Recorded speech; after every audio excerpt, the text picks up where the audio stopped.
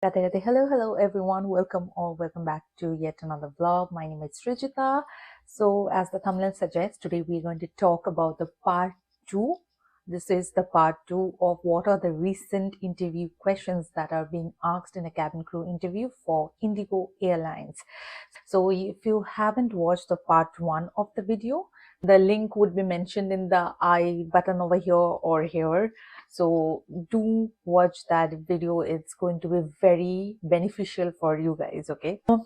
If you haven't subscribed to the channel, do subscribe it as well because it's free and it would actually mean a lot to me. Now what we're going to do is this part 2 is again for both fresher and for experienced candidate.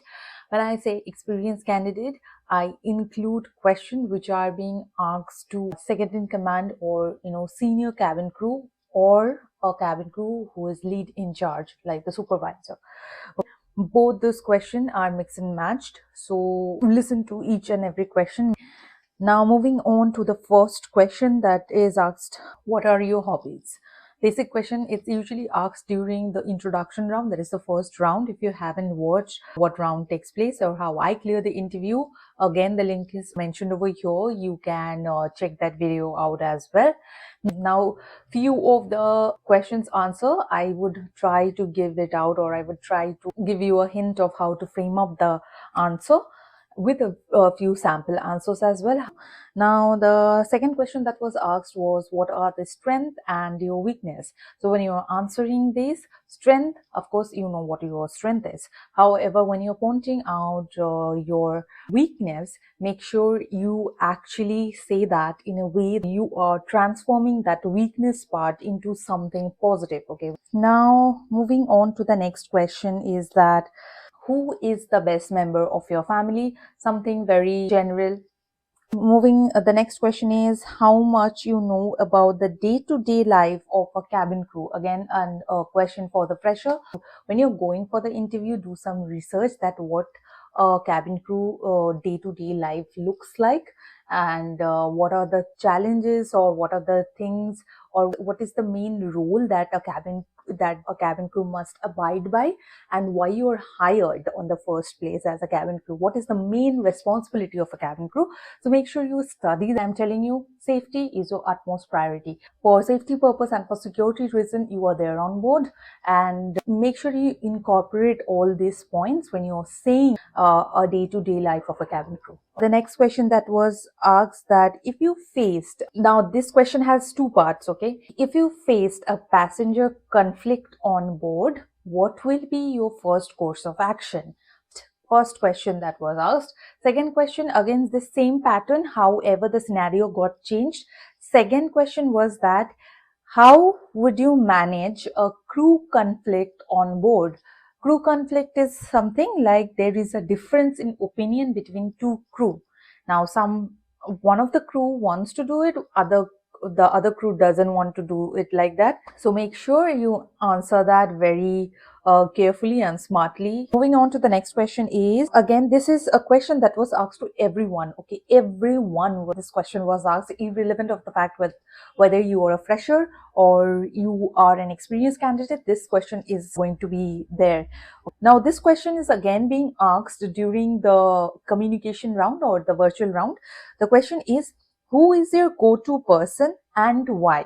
Now this go-to person can be anyone, your mother, father, sister, brother, anyone can be your friend, any single person, and you have to explain it why. Moving on to the next question is that, where do you belong from? The follow-up question is that, could you please state the difference between the place you belong from and the place you're residing in now? For example, I belong from Darjeeling. So what is the difference between Darjeeling and Kolkata? Now, the next question that was asked, that what is your favorite street food over here and why? This was something that they asked. Now, Kolkata is famous for its street food like fuchka. So everyone answered the same thing, that is famous for fuchka. Next question was asked to experience. What will be your course of action if the passenger is refusing to turn off their electronic device during takeoff? Now we are trained in this kind of scenario based question, and this question won't be asked to a fresher. This is only for the experienced candidates. The next question was, you noticed during briefing that a passenger has a small purse stored in the emergency exit. What will you do? Now, this question can be asked to both the fresher or to the experienced candidates. Now, if you have not boarded a flight before, for example, when I actually started flying, I never boarded a flight before that. Yes, it was my first flight, and I was so proud of it because it was something that I earned it for myself. I promised myself that I'm going to do it, and I did it as well. So if you are like me, if it is going to be your first flight, so just as a friend or a well-wisher, I'm telling you this, in emergency exit where nothing can be placed, like not even small purse, bag, any food, anything during takeoff and landing. When you are on board, like when they're flying or when you're cruising, you can use your bag. You can eat over there, not an issue. However, just for takeoff and landing, you cannot keep anything over there. So when you're taking off, if there is any emergency and if the flight has to make an emergency landing, you have to understand that as a cabin crew have to evacuate passengers within 90 seconds. Now understand the fact, 300 passengers in a very amazing scenario, thinking that all the 4 exits are working, we have to evacuate 300 passengers. Now, in a scenario when all the exits are not working, few exits are working and few exits are not working, now you are seated in the exit row seat. So when you're seated in the exit row seat, we get like 2-3 seconds are very crucial to save someone life, because the flight or the aircraft can catch a fire. And so for that, the emergency exits are kept free of any obstructions. Just for in any case of emergency, we can evacuate. Now, if there is any duffel bag or if there is any purse, someone can fall over there and it may lead to the obstruction of that door, right? So we do not want that. That's the reason why it needs to be kept free of any obstructions, so that we can open the exit and we can evacuate from there. That is the reason why.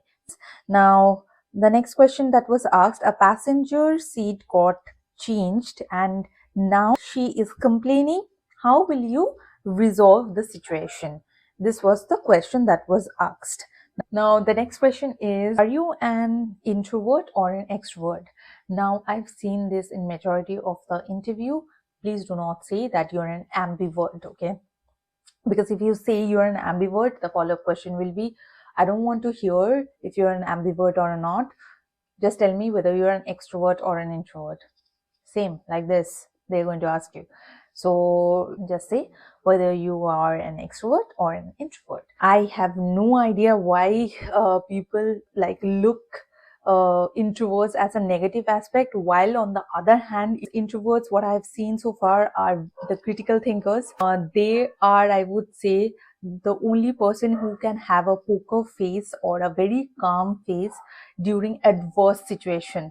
Like all the emergency situations that I faced on board till date, I have always seen that the introverts or have always this calm look on their face, and they have already figured it out or planned it out what to do next.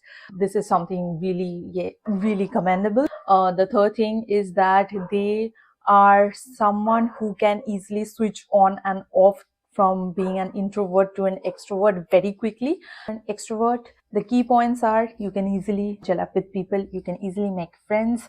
Communication is something that comes naturally to you, and would be that you make a environment or a situation a bit lighter when it comes to. Next question was that, what's your favorite part of your house? Now, any part of your house, for example, you like the balcony, terrace, you can say about it. Now, for experienced candidate, this question is for you. How do you manage stress and maintain professionalism during a long haul or difficult flight? This was the question that was asked to an experienced candidate. Next question is that, who is your role model and why? This was the question that was asked. Can be anyone, and you have to give valid reason why. Now this question was asked to me during the interview. It was even asked to a lot of candidates as well. Now the question was, how far is the venue from your location? Can you please tell that in kilometers? Now this was the question. I have already discussed it in my first vlog. However, for the new subscriber or the new candidates who are watching this vlog, I would say that when they are saying the venue or in kilometers, they just want to know, give out any random numbers. Okay, it doesn't matter. Just give out any random numbers like 12 kilometer, 15 kilometers, like that. They just want to know how confidently you can come up with answers. The next question that was asked is any emergency situation on board and how you managed it. It was again a question for the experienced candidates.